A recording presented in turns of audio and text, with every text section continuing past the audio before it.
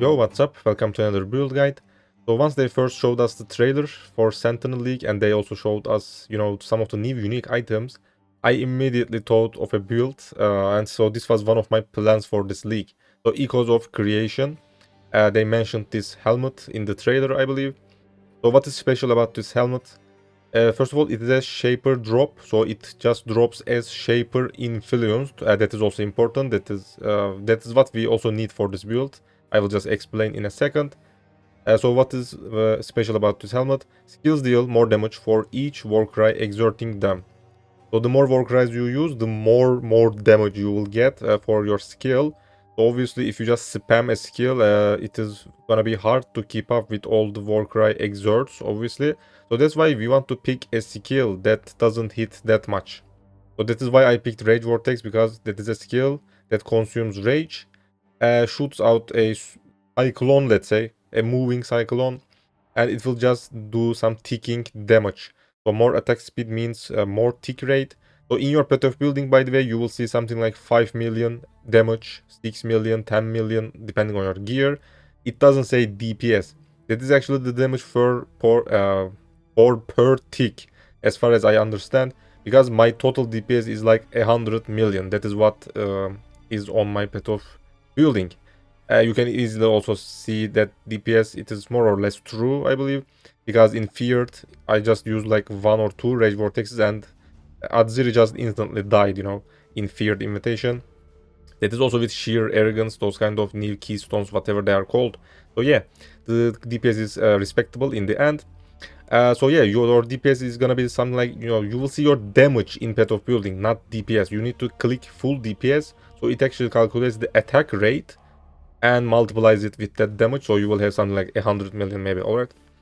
So attack speed matters for this build. So that is why you just shoot that Rage Vortex, and it will just consume those exerts from Warcries and combine that with this helmet's more damage. So you don't have to actually spam the skill. Once you run out of Rage Vortex, you can just shoot out a new one. Because Rage Vortex has a limit of 1, you cannot actually stack those, because that would be so overpowered anyways. So yeah, that is what's special about this helmet. So because this helmet is also Shaper influenced, I wanted to do an Eternity Shroud build to abuse some DPS, obviously. So what is special about Eternity Shroud, if you are not familiar with the item? Gain 5% elemental damage as extra chaos damage per Shaper item equipped. That means that Shaper influenced items. The helmet is also Shaper influenced. That is why this is important. Hits ignore enemy monster chaos resist if all equipped items are Shaper items. That means more DPS, obviously. So here is a funny part. I do at least one Eternity Shroud builds every league, but this time I don't wear a full set. Because let's just also explain that I actually didn't want to craft a weapon. I was just lazy, and I also saw like 100 million DPS in my path of building, and I was like, this is enough. If my weapon was Shaper influenced, I believe I gain at least maybe 20% more DPS, something like that. So if you enjoy the build, maybe if you want to min-max it, make sure you craft your own weapon later on, because your weapon also needs to be Shaper influenced. So let's just check our weapon right now. A two-handed sword with a base that grants maybe accuracy or crit multiplier. They are good. Because I didn't get much accuracy, that's why I picked this base. This sword was 1 exalt. Because no one plays two-handed elemental sword builds. That doesn't exist actually. So I just searched for at least 1000 elemental DPS. Tried to get 3 different damage types: fire, cold, and lightning at the same time. So I can easily use Trinity support and interrogation jewel. Because omniscience is super expensive because of the drop rates, interrogation is right now 0.8 exalt, under exalt. So this build overall doesn't cost 20 exalt. This is a low budget build, guys, and is a perfect boss killer. So yeah, so you just want 3 different elements on your weapon, a good base maybe. You can even get more attack speed. My weapon misses attack speed. Again, this was a 1 exalt weapon. There was actually more results, or like 10 exalt maybe. So you can maybe invest more, or again, you can obviously craft your own Shaper based sword, because this is a regular sword. This doesn't have Shaper, so you can actually equip a full set for your Eternity Shroud And also ignore chaos resist for even more boss DPS. Crit multiplier is also nice on your weapon. Maybe double damage on the suffix if you can do that. I don't know. Something that you can think of. But double damage maybe is not that great because we already use Intimidating Cry. Where's that? Exort attacks deal double damage. I believe this works because, yeah, the DPS just gets doubled in Path of Building. Yeah. So yeah, double damage is not a good option maybe. Dex, attack speed, crit multiplier, those kind of suffixes are good for this build, for your weapon. So this build is actually full self-crafted. You can just easily self-craft with essences. So while I am explaining the rest of the gear, I will also show you a couple of essences on the screen. Maybe if you know anything else, just use that essence. Maybe you need another stat for your build. So don't be afraid, super easy to craft. The gloves, boots, rings, they are all super easy to craft. And essences are like 1 chaos, the good ones. Even the biggest ones are sometimes one chaos right now, because after the talent tree got changed, you know, no, not changed. After they added an Atlas talent tree, let's say, people just farm essence all the time. There are also challenges this league in Sentinel. That is another reason that people actually pick those essence notables on the Atlas talent tree. So there are lots of essences on the market. Just buy them as bulks and craft your items easily. So let's just explain rest of the equipment. Gloves. First of all, if you want more DPS, you need to pick a spike glow base. That is what I went for. Obviously, you want to get a shaper influenced item. So again, if you want to buy the weapon for cheaper, if you don't want to craft it, if you want to play like I did, just search for a random weapon and buy one. But for all of your other pieces, I highly recommend you to get shaper based items. But if you maybe couldn't cap your resist, maybe if you still need some dexterity, intelligence, something, you can maybe skip one more piece and just get a regular one, because this is not a full set already for the Eternity Shroud because of the weapon. So that's why maybe you can just get away with one more item, but obviously you will lose a little bit DPS, so don't forget that. But the more shaper items you use, the better for your Eternity Shroud, so you can actually get more extra chaos damage. So spike gloves, shaper influenced. I just used attack speed essence and just waited until I hit life, resist, those kind of stuff. That was it. This only took like 20 attempts, 20 chaos. I don't remember the base's cost, but it is maybe like 20-30 chaos. No one uses shaper base, guys. This kind of builds doesn't exist. Do you need an open prefix? Not really, but maybe it will depend on your weapon, let's say. Because if you want the Trinity to work, you need at least 50 resonance on all damage types. You can easily see that on top left of your screen. There's a Trinity icon that gets filled once you attack. So if you see that one side, let's say one part, doesn't get any color in it, that means that you are doing something wrong and you are losing lots of DPS. My weapon had huge fire and lightning damage. I believe all the tiers are not bad. I'm also using Anger Aura, so I actually deal lots of fire damage.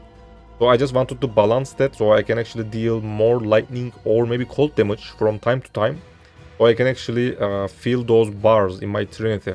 Because if your, let's say, if your fire damage is far away, you know, so far away or from the other damage types, cold and lightning, that Trinity won't work. So that's why I want to squeeze in more lightning damage. But physical convert lightning means that will convert the weapon's damage, because my weapon is an elemental weapon that doesn't convert much actually. So that's why maybe craft a gloves if you think that is good. Start playing with that. If you see that your Trinity works, you are good to go. All right. Maybe you might miss that open prefix for your gloves. That's it. Or put something else, damage during flask effect as a prefix. That is another way to get some DPS. So let me just first explain the rings, because I just mentioned the Trinity, those kind of stuff. So that makes more sense to explain right now. The rings, first of all, if you think your resistance are gonna be fine, opal rings, because they provide elemental damage on the implicit. Because these are shaper based, I believe I paid like 50 chaos for the bases for these rings, alright? So the bases are gonna be a little bit expensive because it is an opal ring. Again, for the same reasons, I wanted to squeeze in more other damage, not fire. That's why I used lightning essences to put lightning damage to attacks. The pictures are always are gonna be on the screen because I always forget the names of those essences anyways. So just hit those lightning essences until you hit life, resist, maybe any missing stats. This build needs a little bit intelligence and also some dexterity, I believe. So maybe if you see some of those with resist, life, open prefix maybe for non-channel mana cost, you want one of these. We are also using replica conqueror efficiency because that also provides maximum rage for this build, which is nice. Also non-channel skills -9 cost. So total 2 different minus mana cost items, 1 ring and 1 jewel. So make sure on one of your jewelry, it can also be an amulet by the way, you have an open prefix, so you actually craft that -7, alright? That's gonna be enough, so you can actually use your war cries without any problems. I actually reserved lots of mana. This build also doesn't use mana for on Rage Vortex actually. Rage Vortex is a skill that consumes life. You don't even need to get mana leech. Just get life leech, life on it, that's it. You don't need to recover mana at all. Normal regeneration is enough to cover those war cries cost once you stack these minus mana cost, alright? I hope that was clear. Moving on. Amulet, let's just explain that. So this amulet was crazy. We were lucky. I crafted this with a friend actually. You know, we were just trying, you know, buying essences, and we just hit this and I was like, okay, we are gonna use this because this is stupid. This kind of amulet doesn't even exist, I believe. It is super hard to craft this, but you don't need this. The thing that makes this amulet crazy, level of all skill jumps. So right now I'm just gonna delete that. Let me just find it in my pet of building.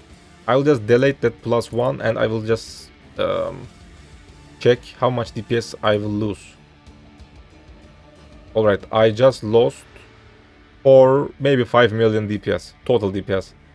So do you need that? Obviously not. But this is obviously makes the build stronger. So first of all, you don't need that all level of skill gems. We were just lucky because it is a very rare modifier. You just want to use a high flat damage, maybe essence, or crit multiplier essence. Scorn essence, that is what we used, I believe, for crit multiplier. And we just spammed until we hit maybe accuracy, any missing stats, resist, life, ele damage attacks, good flat DPS, flat damage. It can be lightning, fire, cold. But again, if you maybe get too much fire, maybe your trinity will be broken again. Or maybe fire damage is not a good option in the end, I don't know. So these are the good stats for your amulet. Again, there are gonna be essences on the screen. Just spam essences until you hit some good combinations. Again, most of these pieces doesn't even cost 1 exile because essences are 1 chaos. Next, boots. I wanted to get more chaos resist. I picked fugitive boots. Again, the base was like 30 chaos, 40 chaos because it is fugitive boots. It is a rare base actually. You can maybe get 2-tone boots. They are like 60 chaos or another resist implicit. So just get a good base first. After that, I just used dexterity essence. Because again, this build needs some dexterity and intelligence. If you couldn't get dexterity on your rings, I highly suggest you to craft all the jewelry first, by the way. Because rings can easily hit dex, int, those kind of stuff. If you still couldn't hit those, that is the perfect time to put it on your boots, alright? Because boots are way easier to craft. I just used dex essence until I hit life resist, same stuff. And also put movement speed cannot be chilled at the same time. That is better to put on bench. Maybe you hit like 25 movement speed, you should probably skip it because this build is not ailment immune. So that's why putting that movement speed plus shield, that is 4 chaos by the way, a super cheap bench craft. You will actually be immune to chill effects, which is very nice actually, a huge quality of life improvement. If you want to invest in further, get help from a labyrinth service provider. And also get penetration enchant, because that is probably the best enchant you can get for your boots. Maybe you can also get flat lightning damage if you haven't killed recently. That is a cheaper enchant, by the way. Something like 70 chaos. The penetration is, I believe, 1 or 2 exalt. I forgot the price I paid to the guy. You know, just get help from the Forbidden Trove Discord, from a labyrinth service provider. It usually takes them like 1 hour to hit the enchant. Maybe 2 hours if you want penetration. And that sums up the boots. Finally, belt. Yeah, final item. Stygian vise for socket, so you can actually get more DPS, more life, whatever you are missing. Stygian Wise bases are 1 Exalt right now, Shaper bases. After that, again, I used Essence. Same stuff. This cost me like 30 attempts maybe. I just used a Essence with Resist. You can pick Fire, Cold, Lightning, it doesn't matter. Just spam until you hit another Resist, Life, ele damage attacks. And that's it. Here is another way to craft, but for some reason fossils are more expensive this time. In Sentinel League, maybe people don't do Delve, I don't know. This is actually how I used to craft my belts, because it was actually easier and cheaper, but right now it isn't. So it is up to you if you want to try this method. 2-socket resonator, Pristin plus prismatic fossil. This way actually you can also hit elemental damage, not with attacks. There is also an elemental damage. So the odds are actually higher because the fossils actually have tags for elemental, resist, life, those kind of stuff. So it is more likely to hit life, resistances, and damage at the same time with this fossil combination. But again, fossils, especially resonators, are for some reason super expensive in Sentinel League. So that's why I actually used essences, because that was cheaper. I wanted to keep the build cheap as possible. Again, this build didn't even cost 20 exalt. And deals ridiculous amount of damage. In this part, I will just show you a couple of things in Path of Building. Probably gonna show you the clusters maybe, and also will explain the gems. So first of all, let's take a look at the clusters. Only one large, one small, and interrogation. Again, this was under 1 exalt right now, because Omniscience is super expensive. This was the reason. Yeah, that's right. Because the reason Omniscience is super expensive, this is actually cheaper. In 3.17, Omniscience was like 30 gas, and that's why this was 10 exalt. So because it was meta, right now it is not meta because of the price. So a large cluster, I just wanted to get life leech and some resistances, so I actually can craft my items easier. This was like 20 cast, maybe 30 cast, because no one buys this. This was also 9 passives, but because I went like this, 1, 2, 3, 4, 5, 6, 7 points, same thing, because I missed these two. But if I couldn't maybe keep my resist, bam, I can easily hit this also.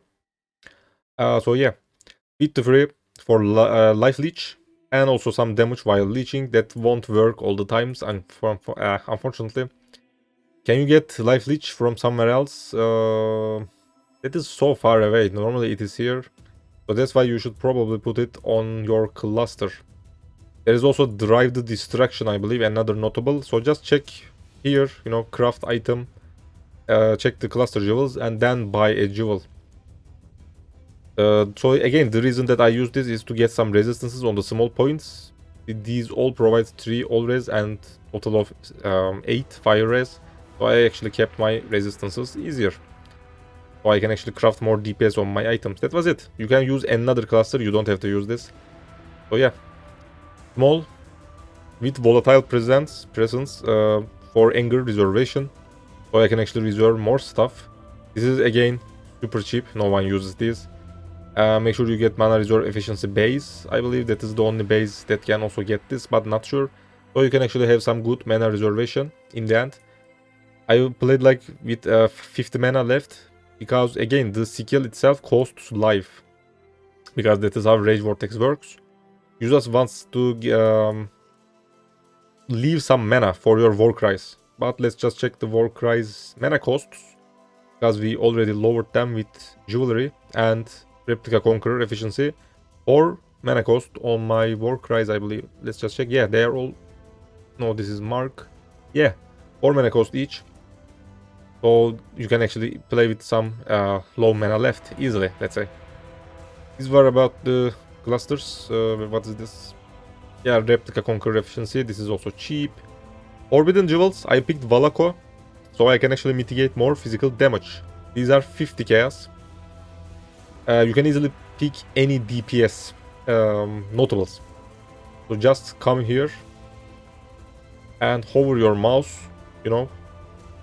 What the fuck, this provides so much DPS, but I believe this is one of the most expensive jewels. So yeah. Let's just check if any of these can actually provide DPS. Probably not. This one, I don't know, not much. What the hell is this? If this is true, this can be actually very good, but not sure. So maybe consider getting another jewel. I just wanted to be tankier because DPS was enough. So I picked Valako.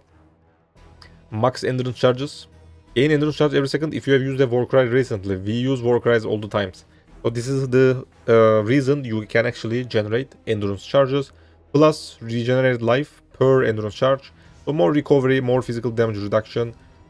Easier to cap your resistances. I actually kept my resistances with endurance charges because I just Warcry. It takes like 4 seconds to get all the endurance charges. So if you just maybe leave your resistances at 70 something, with only 1 or 2 endurance charges, you will have your maximum, capacity, maximum resistances, let's say. So that's why you can actually also do that. I haven't used Immortal Call. If you can also use that, you can actually get more damage for 8 seconds. Because Immortal Call actually consumes some endurance charges. So if you want more DPS, maybe also try to do that. You need to also tick this. Let's just check how much DPS it provides. Not bad. So this build, again, can actually achieve even more DPS. I just didn't feel like it. So better Forbidden Jewels, use Immortal Call, a Shaper-based weapon, so you can actually have a full set. Let's also check these, if they provide any good DPS. Not much. I believe this is the best. Oh yeah, this is stupid. So in the end, consider getting maybe a Tukohama if you want more DPS. But again, physical mitigation is gonna be lower. The helmet also gonna hit you more, because that says take life as physical damage. For each Warcry, that means 4 Warcries. So you do the math, alright? I believe more than 64%, something like that, as life. But you will just mitigate it. So having high armor and endurance charges definitely helps for you to mitigate the helmet. Yeah, let me just explain maybe a couple of gems and that's it. Rage Vortex, obviously for bossing, concentrated effect that lowers the area of effect. That's why you need to switch this with area of effect while mapping. That is also written here as usual. So you need to do some gem swapping if you are doing a map or a boss. Buffs, Blood and Sand, because this is an area skill. Make sure you are on Blood stance while killing a boss. If you want to press this, you can also go for Sand stance for mapping. This actually provides 3 additional radius. Alright. Skitter bot, so I can apply chill and shock. Those bots actually apply. So more DPS and also slows the monsters. This is an interrogation build, so normally I don't chill shock. Anger for fire damage, already explained. Determination for armor. Warcries. I'm not gonna even explain this, you can just read. So you just need to make sure you press all your Warcries, then use Rage Vortex. So that is how to achieve more DPS. But make sure you also hit Intimidating Cry near the boss. So it actually intimidates the enemy. And also Infernal Cry, so it actually also applies Ash, a debuff that increases fire damage taken. So you actually need to hit these to the boss for additional effects. But if you can also do these, Battle Mage Cry and also Rallying Cry near the boss, these will also have better buffs, because they will have more power. So here is what I do usually. I just press all the Warcries, start the boss encounter, put my totems, whatever. Shoot out a Rage Vortex. While it is dealing damage, I just use all the Warcries again near the boss, so they will have that more power. And also apply their effects, Intimidate, Ash. So then I immediately shoot a newer Rage Vortex, which maybe even deals double the DPS or something, because it is actually a way better Rage Vortex. Also press Berserk whenever you can. Where is that? I cannot even find it. Yeah, here. So yeah, that's pretty much it. Multi-shell on left mouse button, so it will just get activated automatically. Level 1 Vitality for Watcher's Eye.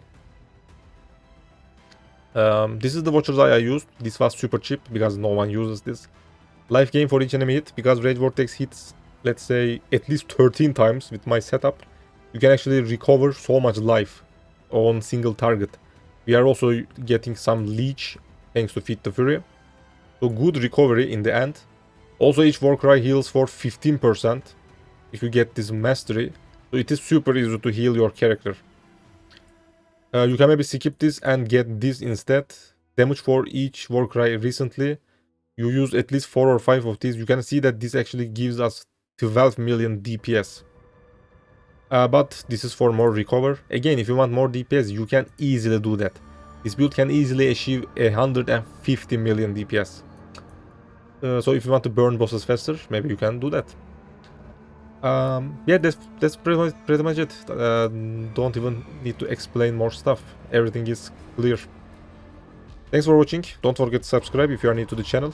You can also join my Discord. Don't forget that. That is where I talk to people. Don't ask questions down in the comments. It is impossible to keep up because I put lots of videos and guides. If you have any build suggestions, you can become a Patreon member, so I can actually make that build for you. Or you can also just support the channel with a cheaper package if you just want to support me. I will see you later. Bye bye.